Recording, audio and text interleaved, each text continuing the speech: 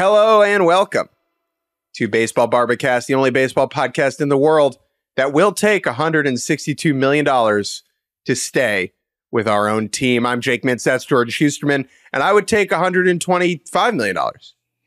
No, we are not greedy. We are looking to stay comfortable, stay where we belong. And in the case of Zack Wheeler, that is apparently Philadelphia, Pennsylvania. We are going to talk about the Zack Wheeler extension on this Monday edition of Baseball Barbacast. Matt Chapman finally signed with the Giants. We all knew it was going to happen at some point. He finally did that.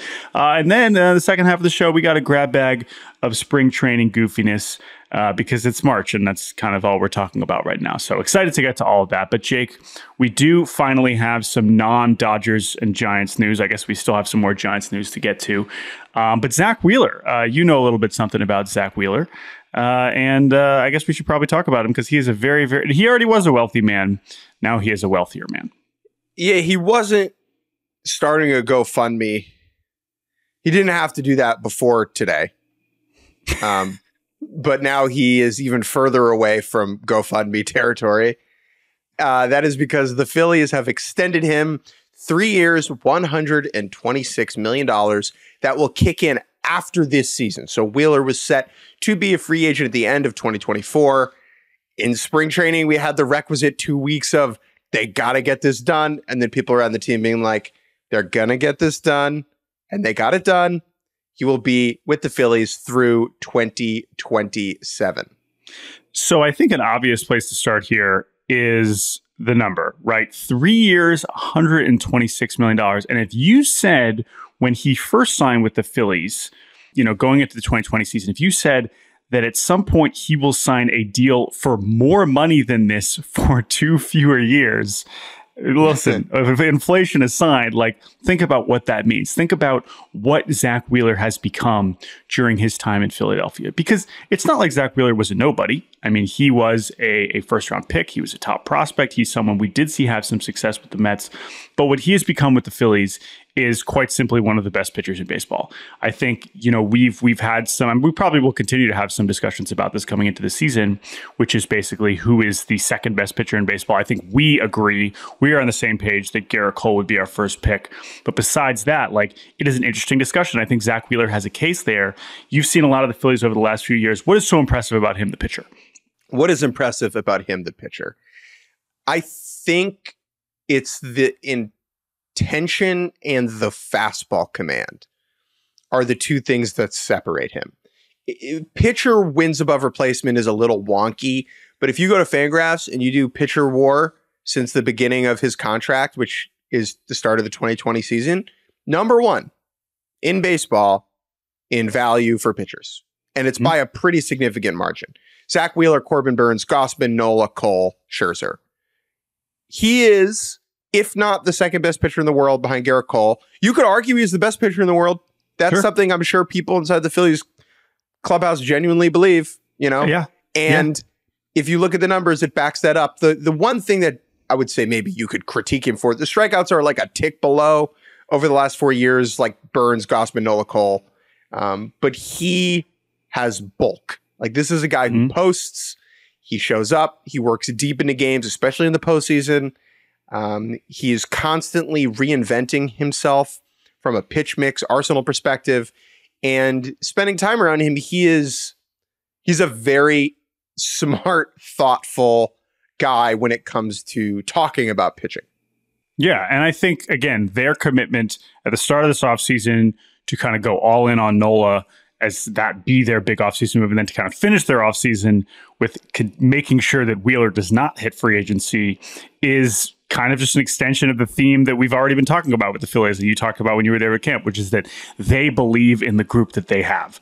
And while, maybe we get a last minute surprise here with them adding, a Snell or Montgomery, I don't really see that, but they say even with coming up short, a couple years in a row here, they believe they have a championship core, and Wheeler is obviously such a massive part of that, particularly for their postseason success. And I think that has to factor in too. But again, you say, okay, is he the first Is he the best pitcher in the world? Is he the third best pitcher in the world? The dude's going to be making $42 million over the next 3 seasons after this one, right? So this is an extension. So when you consider that, the fact that we're talking about his age 35, 36, and 37 seasons, that's a pretty serious commitment for a guy who has generally been healthy over his Phillies tenure. Wasn't as much so before that, but he deserves it. And again, when you consider the risk associated with giving any pitcher a lot of money, I totally understand this match. This is lost in history because the Diamondbacks won, but Wheeler did the come out of the bullpen in Game 7 thing last year at home against Arizona in the 2 very embarrassing losses the Phillies had to the Diamondbacks. He came out of the bullpen in Game 7 in the 7th inning and got 4 outs and allowed just 1 base runner and didn't allow a run. And in the event that like the Phillies come back and win, we remember Zack Wheeler, badass, coming in out of the bullpen as a starter on like 3 days rest. And because they lost, we forget that, but he is in that territory for me of just absolute dominant hurlers we have in the sport.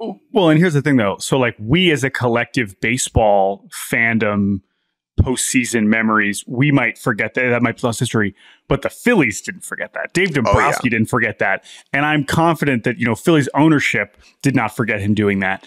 And that is probably, a part of it too. It's not like, oh, if you didn't do that, they weren't going to extend him. No, but I do think that like that kind of performance and that kind of commitment and that those kind of showings in the postseason in particular makes them all the more excited to say, hey, yeah, this guy should continue to be at the front of our rotation for as long as possible.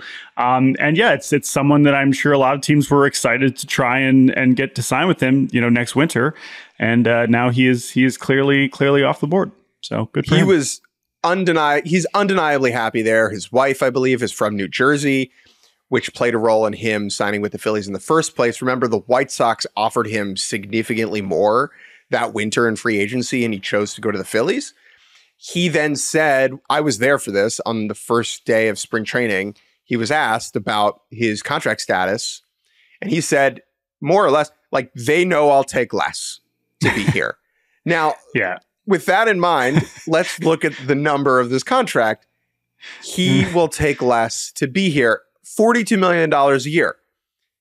I think that is less because starting pitching, 3 years is less.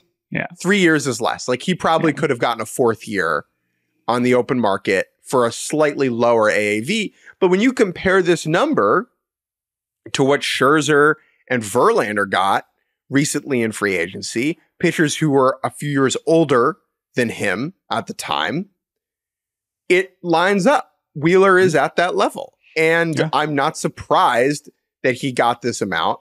It is hilarious that he's making 42 and Harper's making 25 or whatever, right? I get that. But Zack Wheeler is great. And like no one in that room is going to be pissed off about that number. No, obviously. And again, like that's the theme of the Phillies is they like what they have and they want to keep it going. So they're not going to. Now, I will say, though, as it relates to Bryce, we've talked about him, saying he wants an extension now.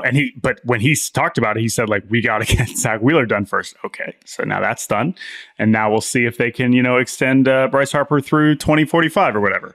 But I do think that, again, when you look and then you look at kind of the rest of their contracts, now everyone's there. I mean, Real Muto's under contract through 2025. I guess that's the next. Schwarber also through 2025. Castellanos through 2026. But obviously Turner's there forever. Harper's there forever. Nola's there forever. And then we'll see kind of, this next core, obviously, with Stott and Marsh. Those guys are, still pre-arb. So this is the team, man. This is the team. Bohm is 2026 as well. Bohm is 2026. So he's got 3 more years, including this one. So, but still, I mean, this is it. This is their group. This is who they're going to ride with. And we'll see.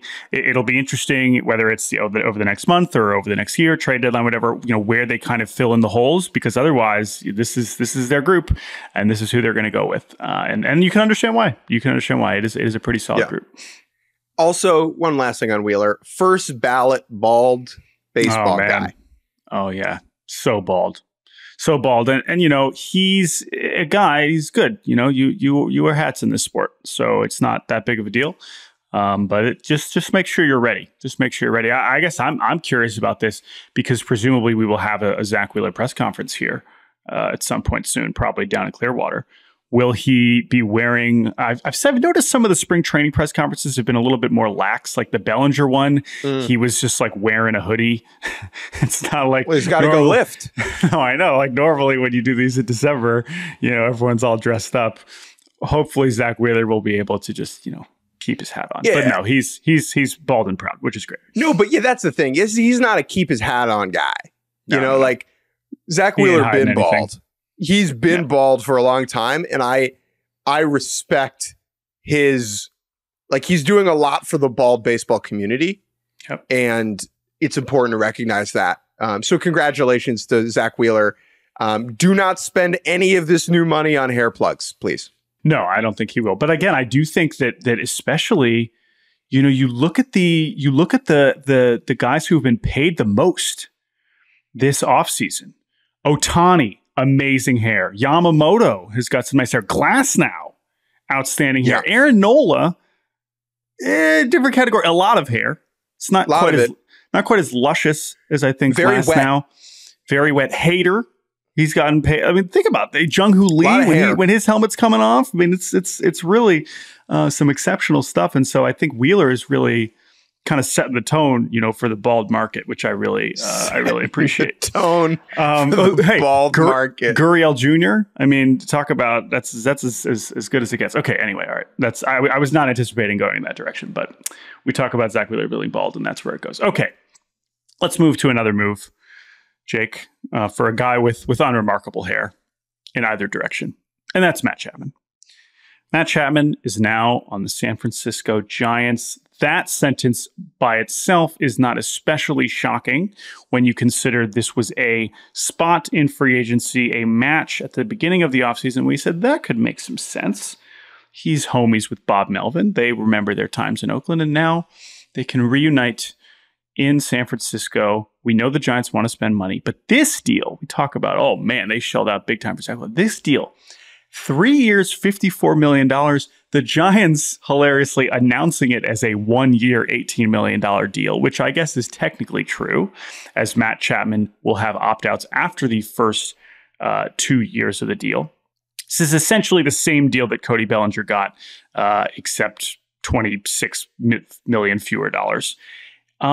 This is, I have to say, a massive dub for the San Francisco Giants. We're going to get into Matt Chapman, the player here, but strictly starting with the numbers, and we've talked about, okay, Scott Boras, is he losing his fastball? Is he going to really be able to get all these guys super duper paid?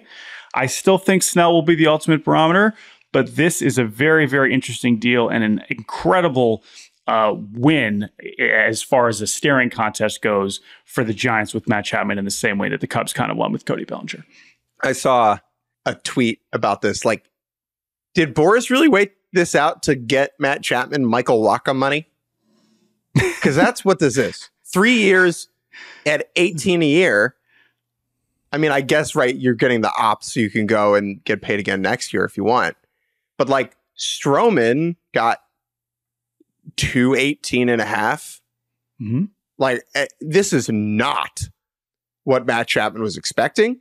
No, this is not what Scott Boras was probably telling Matt Chapman was going to happen. No. And in talking to people around the game about Boras and this offseason, you get some interesting stuff, okay? And I think the biggest one is that Boras's tact of waiting out the market only works when you have the big bosses. So like when he did this with Harper was going to get his money because he's Harper. But it's much harder to pull this off when you have players that are not as no duh as Bryce Harper. And as much as I like Matt Chapman, and I'm going to talk about why I think Matt Chapman is underrated here in a second, you are not going to wait teams out. And what I think we've seen with Bellinger and Chapman, and what we will eventually see with Snell, more than Montgomery, in my opinion, is Boras misunderstanding the market this year. I think that's the only way you can swing it. He's going to spin it a different direction when he sits down at the press conference, obviously. But I'm skeptical there's no way that he's happy. Yeah, yeah. I don't know if it's like this is. I mean, clearly it's not a win, right? So this isn't about that. I will say that what it is when you're not talking about someone of Bryce Harper's caliber or the top of the market is. And I wrote a little bit about this today. This will be up at Yahoo, I believe, later on Monday, just about the Giants offseason in general. This, for players like Matt Chapman and Cody Bellinger who come with red flags, and we're going to see how this impacts the pitchers.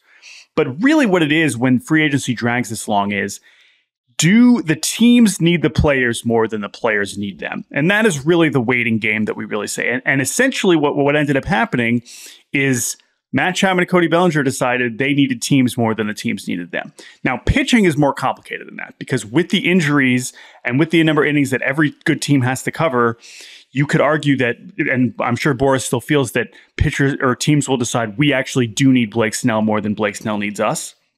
And I think, or Jordan Montgomery, a guy who is, maybe supplying even more certain level of performance and bulk. But I think for the position players, particularly when we kind of realized how small the list of suitors were for these players. Now, I understand we're going to get to why this is still an incredible deal because I think Matt Chapman's really good and I think Cody Bellinger's really good. And these are incredible deals for the teams. And I understand why players are frustrated with the way that teams are treating them in this sense and that the market has gotten to this point. But that's the dynamic that's at play because teams can just say, you know what, like, we don't need this guy. We don't. And unfortunately, with camps already starting, and once you've already seen your team and you've already started to settle and you say, I like these young players. I like this depth chart. I like what we have. We don't need this. We don't need this. We don't need this. Yes, they're going to find teams eventually, but that's really the dynamic that we're talking about. It's very uncomfortable. And, there were conversations about setting a deadline for free agency, and that's a bad idea for a million reasons. But I do think it is true. If the reigning Cy Young is not signed on March 4th, that is a problem. That is bad. That is a bad look for the sport and shows that the system is broken and wonky and something is amiss. I don't want to get into the specifics of that. We've talked about that a bunch, but like, you're right that we reached a point here where I bet Matt Chapman's like, you know what? Yeah, maybe I could wait another 2 weeks and get another $2 million. But like, I got to get to camp. I need to play on. I hope to be playing on opening day somewhere, and I need to do this. Yeah. And obviously, presumably, he had some kind of offer at some point, and they've been going back and forth. And so I think this is a good place for him. Now, two things here. Mm-hmm. Boras, right, is very anti-extension. Mm-hmm. Okay. There were 2 extension offers to Matt Chapman reported that he turned down. Mm-hmm. One was with Oakland, that I believe was in the $150 million range. Mm-hmm. And one was with Toronto that was in the $100 million range. Okay. Mm-hmm. He gets less than that here. Yeah. And so I understand why agents don't always love an extension and it's good to test the open market. But this is an example of where a guy probably should have taken the extension.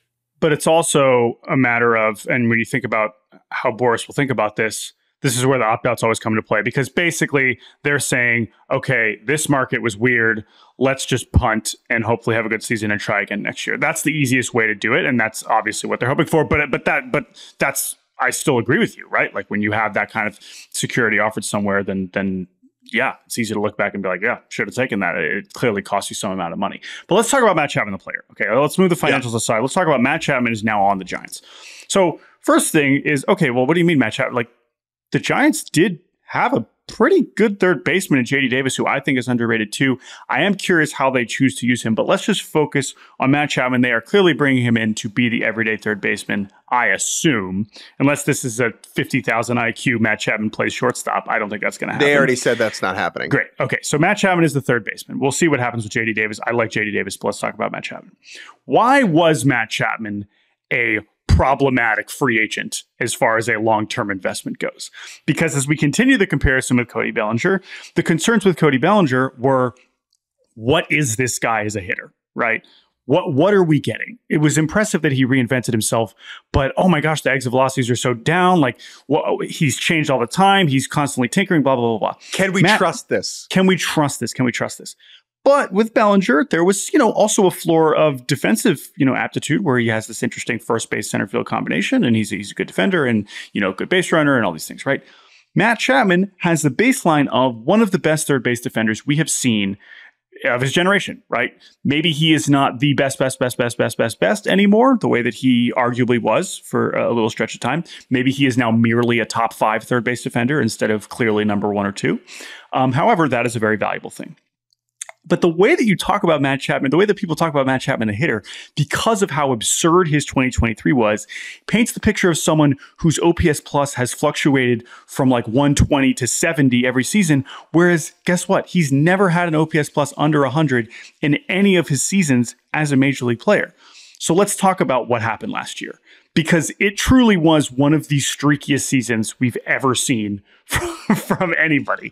This guy had his best month of his career in April, and then 3 of like his 5 worst months of his careers over the span of the rest of the season. It was so weird and so strange and so difficult to explain, because I remember writing about Matt Chapman at the end of April and being like, oh my God, like not only is the performance level through the roof, he's made these tweaks, he's made these shifts to up the contact, to hit the ball to right center field, and it's all coming together, and all that underlying data, which is that this dude hits the ball really hard, it's all happening for him. And then my God, did it just disappear over the course of the season. So hard hit percentage tracks the percentage of balls you hit over 95 miles an hour. Okay. Exit now velocity. This is exit velocity, not fastballs over 95. Yes. Now this stat is important. I hope I don't have to explain this, but hard to hit the ball, generally that's a good thing. Okay. It's harder to catch. It goes further. Those are both important. Matt Chapman hit the ball harder last year, more than every single human being in baseball except for Aaron Judge. He was second in the league in hard hit percentage. Okay, that's unbelievable. Now, just hitting the ball hard is not going to single-handedly turn you into Aaron Judge. There are a lot of other parts of his batted ball profile that are not ideal.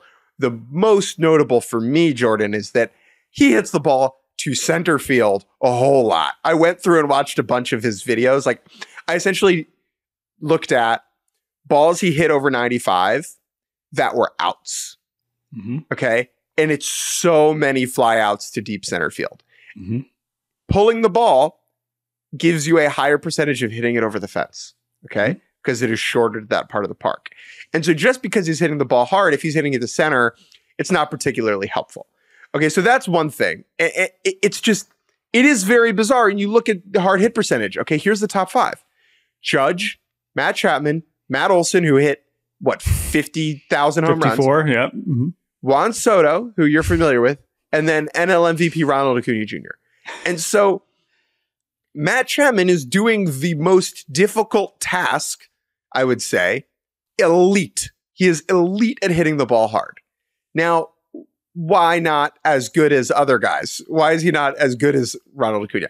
That is because, like I said, he hits it to the bad part of the park, hits it on the ground a little bit too much, pops it up a little bit too much, and he strikes out a whole lot.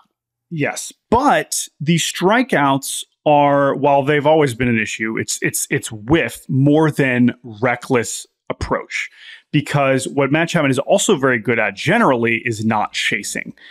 He's been 94th percentile or above in chase rate the last 2 seasons. And so the point that we're getting at is the basis for an offensive player here is still really, really, really strong. When you combine that with the fact that the raw power is the kind that if you dial it in just a little bit more or a little bit more consistently should still play in San Francisco the way that I think Jorge Soler's will as well.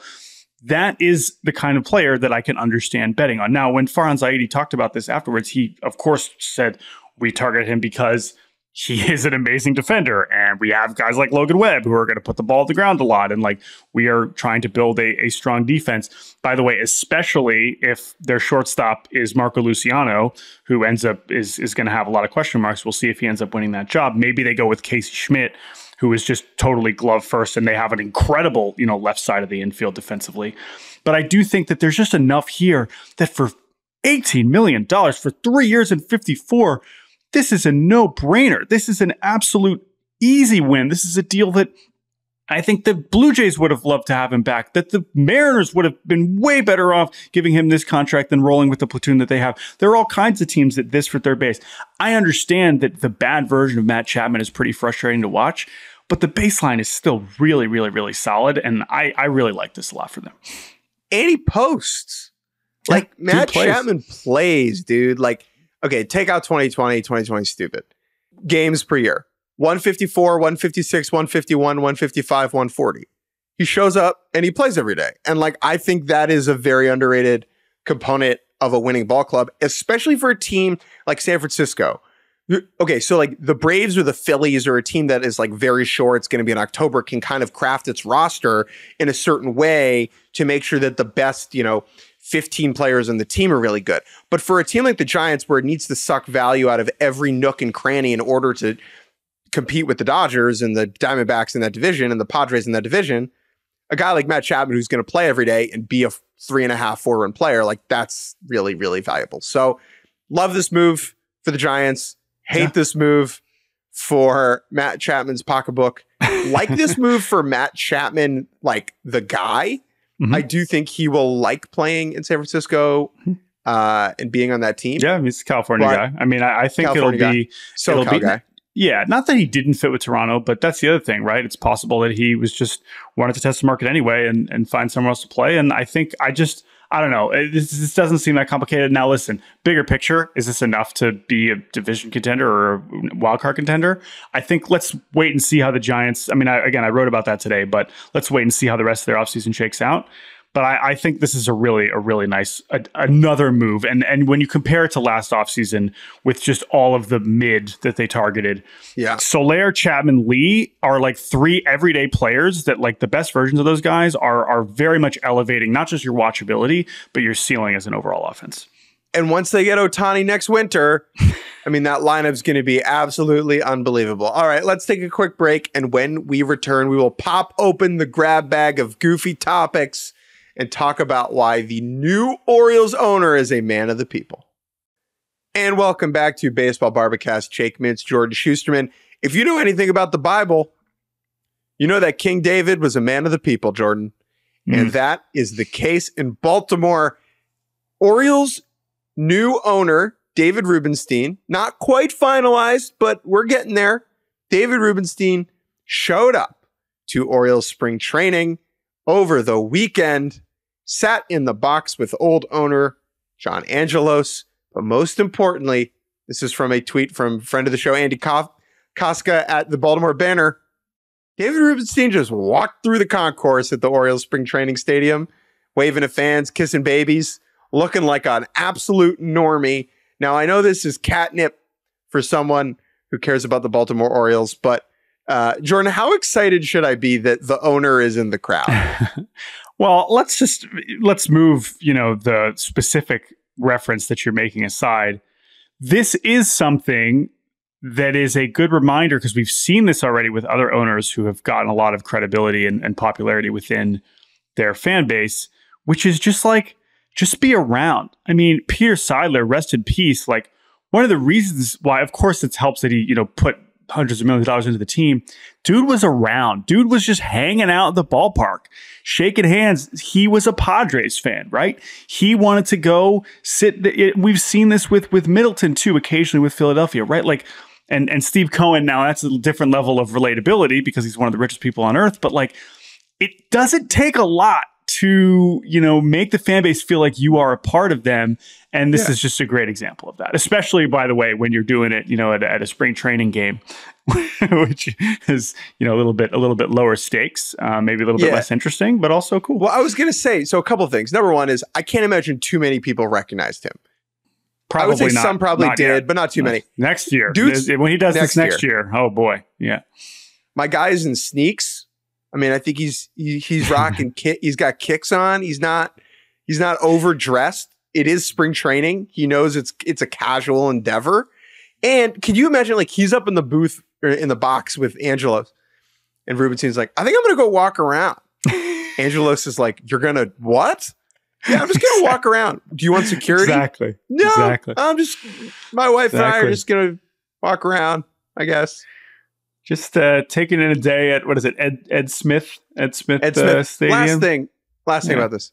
Jordan, someone mentioned this on Twitter. Dude looks like a taller Steve Martin. Yeah, I kind of see that. It's not a terrible comp. Was this yesterday or was this on Saturday? This is on Saturday. On Saturday. Okay, yeah. But yeah, so good for him. But like I said, again, the bar especially in this specific situation, the bar is quite low. But we are excited for him and for you. And he doesn't stand out too much. David Rubenstein in Sarasota. Yeah, come on. He's not. There's no way he's the only one out there. So he's one of surprise 8 there. David Rubensteins at the park that day. Yes, all right, yes. Let's continue through our grab bag of topics. Let's actually stick with owners here. I want to talk about a tweet from Steve Cohen. Okay, I just mentioned Steve Cohen earlier. Again, of course, we've gotten very used to the Steve Cohen era. It's been a dramatic one. That's certainly one way to put it. But one thing we know about Steve Cohen, and I'm curious how Rubenstein's going to fit into this, is Steve Cohen likes to tweet, right? And we had a bit of, I guess, news. I don't know if this was like supposed to be how this was a thing, but there was a woman that posted something on Instagram. It seems like somebody named Emily Thomas posted on Instagram a picture of her next to a Mets logo, saying that she was excited to announce she's going to be part of the first ever New York Mets dance team. Okay, so this is like, we didn't get the invite. We were not. I couldn't even audition. Shit, I'm really disappointed. So this seems here. to be. I know you're at Citi Field all the time. Well, why couldn't you once you're done, doing Clubhouse, throw on the uniform and get the crowd hype? So whether or not this was how the news that the Mets were getting a dance team was supposed to come out, okay, whatever. That doesn't really matter. So it was very, very nice news. And somebody tweeted, quote tweeted this. And said, this is from somebody named Charlotte on Twitter, who appears to be a Yankees fan, appropriately. Charlotte said, "This is baseball. This isn't the NBA or NFL. There's not halftime in this game. I don't see how a dance team is necessary." Now, again, this is where Steve Cohen really shines, okay? Because Steve Cohen, one of the 100 richest people on earth, he was not tagged in this. He was not tagged in the original post. He was not tagged by this random Yankees fan. But Steve Cohen hops in the replies and says, "Excellent point. I forgot how serious baseball is relative to other sports." Okay, so here we have Steve Cohen with some $14 billion sarcasm, okay, being like, "Oh, look at you taking baseball so seriously. Why can't, we have some fun with the dance team?" To which I say, one, LOL, Steve Cohen, just the reply guy, weirdo, is great. But let's having a dance team. I love it. Why not? Who cares if it's going to have more people? Now, does that not? I mean, we can still make some jokes about, and as Mets fans themselves have already been being like, when Drew Smith comes in down by 10 when we're 15 games out of the playoffs and the Mets team, the dance team's trying to hype us up. Yeah, that's funny. And we will make those jokes too. But guess what? Steve Cohen's talked a lot about, trying to make the Citi Field experience more lively and more exciting. This could be one way to do it. Maybe it'll work. Maybe it won't. I don't care. It's something different in a baseball game. I support that. They struck gold with Timmy Trumpet. Okay. The Yankees could never. Enter Sandman, but come on. No. They would never. If I'm the Mets, I'm going anti-Yankees at every single turn. Mm-hmm. The historical grandioseness of Yankeedom is it a thing that sells tickets and puts butts in seats and works because there are 27 rings. Okay? That's a fact. Mm-hmm. However, the Mets don't have that. And so the Mets should lean in the complete opposite direction. Okay? I want not just dancers, I want acrobats. I want going to Citi Field to be Cirque du Soleil with bases. Okay? Yeah. And again, my real opinion on this is I don't think people are actually, if this is indeed happening, I don't think people will actually notice it as much as they think, unless they're going out in center field between innings, which I don't think is possible. Oh my God, that'd be great. Because you know what? That's so funny. Brandon Nimmo, who's the least dance team energy ever, is warming up next to, that's so good. Yeah, but again, I think that it's not like there are baseball teams that have, hype squad. We had this it's not that different, right? They're going to throw Okay, I got a t-shirts the same prediction. thing. Now, I got a prediction. Can I make a prediction? Please. If the dance team does perform in center field, one of the members will go on a date with Harrison Bader. Oh, I don't even know if it's going to require going. Anyway, okay, interesting. Now, again, I know there's probably some rules and regulations regarding relationships of the kind, but it's not a bad thought. It's not a bad thought. I will say though, like, listen, if we're trying to replicate it, I'm sure there's parts of this is a good example of people see baseball in other countries, whether it's played in the DR or in Taiwan, and you see the kinds of atmospheres that exist that often include a lot of team specific people who are in, whether it's a dance team, whether it's cheerleaders, whether it's just like regular hype squads. That is an environment that I know a lot of baseball fans and probably owners think like, yeah, it'd be cool if we could replicate that. Can you actually replicate that in America? I'm skeptical, but I don't blame them for trying. I think you can replicate it in certain sections if you find a way to condense people who want to help create that atmosphere. If you get them together in one spot, I think you can. Mm-hmm. We've seen that with the 7 line. We've seen that with the King's Court. Like, you can foster that, but you have to be very intentional about it. But anyway, good job to the Mets. More teams should have dance teams. Yes. Let's move on to Drake LaRoche. Jordan, I'm going to kick the rock to you. I'm going to blow my nose and mute my mic and let you talk about Drake LaRoche. All right. So Drake LaRoche, who, if you're listening to this podcast, you probably recall one of the stars of one of the greatest spring training stories that we've had probably since we've been doing this over the last 10 years. The short version is basically Drake LaRoche, son of Adam LaRoche, who was, of course, a longtime first baseman. Drake LaRoche, like many big league children, as we've seen some of them, grow up to become Jackson Holliday, spends a lot of time in the clubhouse, spends a lot of time around the team that his dad was playing for. And in 2016, the White Sox essentially told Adam LaRoche after his first year in Chicago, where Drake LaRoche was around all the time. In 2016 spring training, there was a disagreement over how much Drake LaRoche should be around the clubhouse. And essentially, Adam LaRoche retired on the spot out of principle and completely gave up what would have been, I think, $16 million because the team wouldn't let him have Drake LaRoche around. Now, if the tone that I'm telling this is making it sound like Adam LaRoche was being ridiculous, you should know that all of his teammates were entirely on his side. Drake LaRoche was not a problem the entire season before, but the White Sox decided now he was, because they were going to take that 2016 season so seriously that obviously did not actually lead anywhere. And so what happened was Adam LaRoche retired on the spot. The White Sox clubhouse was in shambles. We had unbelievable quotes from Adam Eaton being like, "We lost a leader in Drake." Again, we're talking about a 14-year-old child. Which is also, by the way, amazing because Adam retired. Yeah. Oh, yeah. We lost the leader in Drake, but Adam. It was kind of both of them, right? So that was the end of Adam LaRoche's career. Chris Sale was also like a very big part of this, where he was extremely pissed. Okay, blah, blah, blah.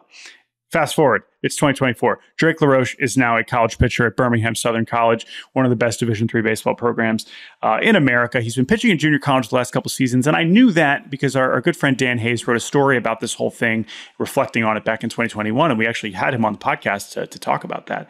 But when I was scrolling on the Birmingham Southern roster and I saw this name, I have never quadruple-taked harder, because I was just like, again, Drake LaRoche I knew he didn't pitch super well in junior college, and I was like, all right, well, that was fun. We'll never hear from him again.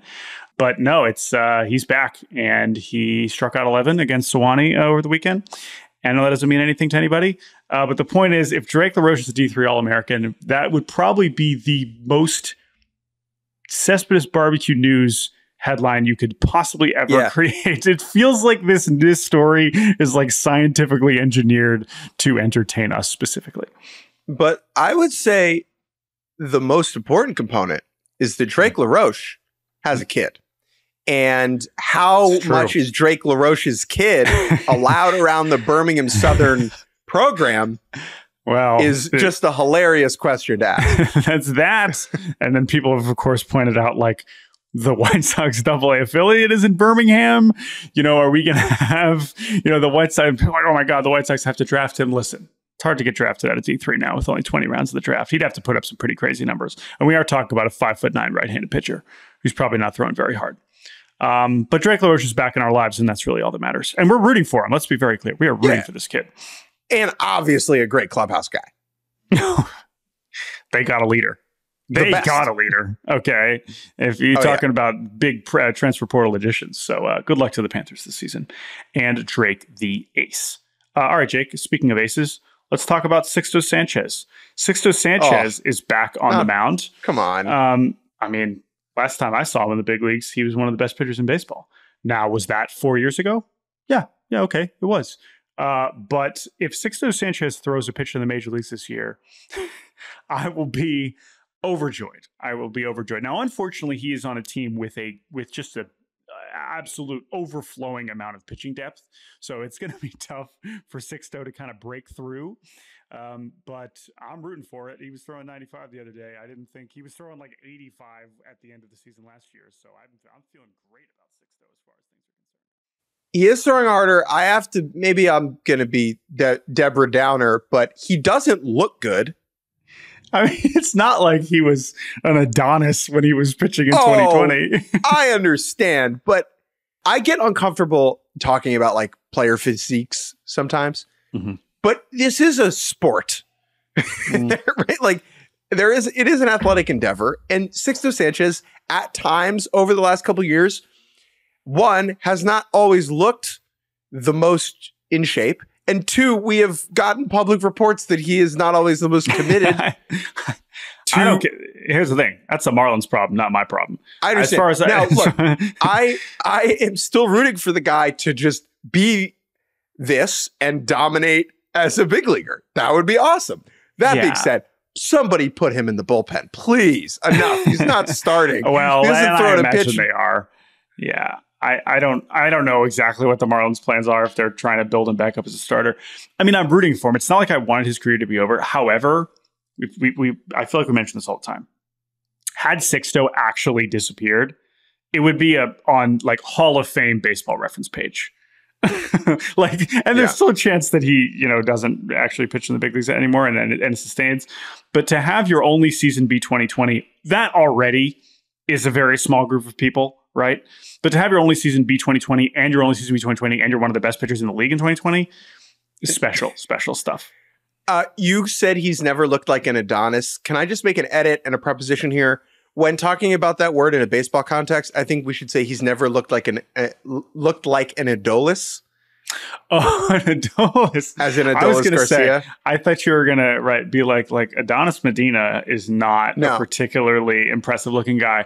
That's a great point. I do think if we can adjust that because Adolis, that's what we're talking about. That is Adolis is in Adonis. Yes. So that is a great point. That is a great edit. I totally agree with that. So I'm rooting for Sixto, and I do hope he pitches in some capacity again. Obviously. Another man on the comeback trail, Brendan McKay, who at one point was like, this was the thing that Jordan and I wrote. Okay. We have been wrong. When Ohtani got signed and Brendan McKay was in the minors, we were like, Shohei Ohtani is not the only two-way superstar about to take over the league. Brendan McKay was the Golden Spikes winner, the best player in college baseball. He was a first-round talent as a pitcher and hitter. He hit and pitched in the big leagues. He did do that. I believe he hit a home run as a DH and he started games. He was doing both. And then his shoulder said, nah. And then his elbow said, definitely not. And he has been very much injured for the last number of seasons. He is now back pitching in spring training. He's 90-91. Doesn't look like the same kind of guy. But the fact that he is throwing baseballs off the mound makes me happy. I'm happy for Brendan McKay. Yeah. And I guess I'd bet on the Rays finding a way to make him like an effective loogie, even if he is throwing 90 miles an hour. I would not put it past them. One more uniform update. Okay. This is from not friend of the show, Michael Rubin, who is the CEO of Fanatics, who manufactures MLB's lovely new uniforms. Michael Rubin said, quote, "A difficult position for us. We're doing everything as we've been told, and we're getting the shit kicked out of us. So that's not fun." What make of this you, Jordan? Well, I actually want to read the extended quote. He was speaking at the MIT Sloan Analytics conference. The Sloan Analytics concert, very different than the Sloan Analytics conference. Now Stick to your day job. I think I might have just come up with something. I mean, you want to get a little more hype? You want to get a little bit more energy into the MIT Sloan Sports Analytics conference? Make it a concert. Anyway. Your quote, I mean, the quote that you just read is amazing, for sure. And that's the graphic that we will all be using forever. But I take more out of the extension of the quote where he said, time will tell, but I believe Nike will be proved right about the uniforms being an improvement. And he continued, biggest thing I probably learned is if we're involved in something, we need to make sure that everybody better be on board. They got certain players on board, not all players on board. To which I say... You know the players who they got on board? Do you want to know who got on board? Yeah, who? All of the guys repped by Nike. I know, exactly. So people pointed that out when we started getting all these quotes from, guys like Nolan Arenado being like, this has changed my life. And again, okay, sure. Obviously, the premise of this, remember from the beginning, is that they were clearly more focused on it being quote unquote performance wear. But it is funny because clearly what people care about, including the players, is that it looks good. And so that's where it better be really good performance where you better really be enjoying it if it's going to look that crappy. And so far it is not outweighing it. So maybe you think it'll be proven right. But as for now, I think we're just going to continue to laugh at them. When he says we're doing everything we've been told, I think he means MLB and Nike said, here's the material, here's your budget, make us uniforms. Right. And I don't want to make Michael Rubin the victim here, but I do think he is right. It was a difficult position for him. However, he developed a reputation and earned reputation as someone who could make cheap sports schmatas. Okay? That's his thing. And so for him to be like, me having to do this, it's like, my guy, you're not a chef. Like, you're not an accountant. They came to you with a thing that you have done and you've been known to do, and you did it, and nothing would have happened if people had just shut up. You made a bad product, okay? The people who want and use the product said you did a bad job. If they hadn't said that, you would have kept your mouth shut, and you never would have thought about this 2 times. One final topic, Jake, before we say goodbye. Robinson Canó is still playing baseball. I am wearing my Mexican League Pericos de Puebla hat that you got me, I believe, when you were in Mexico a few years back. And I'm wearing this because Robinson Canó will be playing in the Mexican League this upcoming summer. And the reason why I just wanted to mention this quickly is because it is a humble reminder that even the guys whose careers, major league careers, are clearly, long gone, whether it is playing every game in the Dominican Winter League, whether it is going to Dubai as part of the Baseball United event, Robinson Canó clearly just loves ball and wants to just keep playing ball. No matter what his batting average is in whatever league he's playing in, he wants to keep playing, and he will continue this year playing for the Diablos Rojos in the Mexican League, who I believe are playing against the Yankees as in an exhibition series before opening day, because the Yankees are opening in Houston. And so I believe they're going down to Mexico to play a couple games before that. And I hope Robinson Canó is batting third, because he's Robinson Canó, and he probably will get to. And honestly, if you talk about the Mexican League, which is basically the most offensive league we have in organized baseball right now, he will probably still find him. That league is 21 win by 2. Yeah. He will probably still have like a 900 OPS, even though he is turning okay, Robinson Cano's 41 already. That kind of took me by surprise, even knowing how long he has been hanging on. But Robbie, listen, Robbie's made some mistakes in his career, obviously.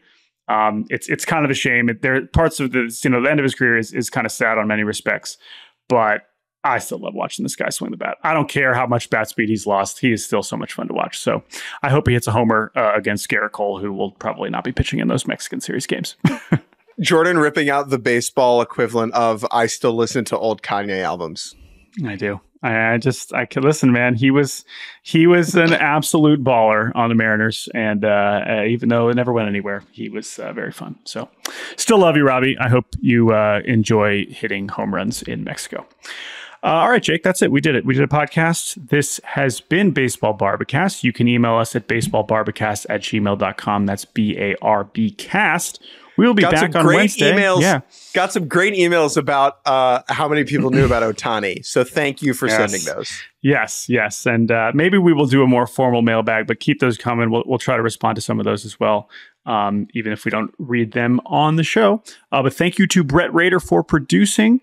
Thank you to everyone who listened. If you enjoyed it, leave us a rating, review, wherever you listen to your podcast. Tell people that our show doesn't suck, because we're doing our best here. We hope you've enjoyed it. Or tell them that it does. Or tell them that it does. You got to hate listen to this thing. That's fine too. And then obviously the YouTube comments, we've been enjoying those as well. So if you're watching on YouTube, we appreciate you supporting us over there. But otherwise, thank you all for listening or watching, and we will talk to you all on Wednesday. Goodbye.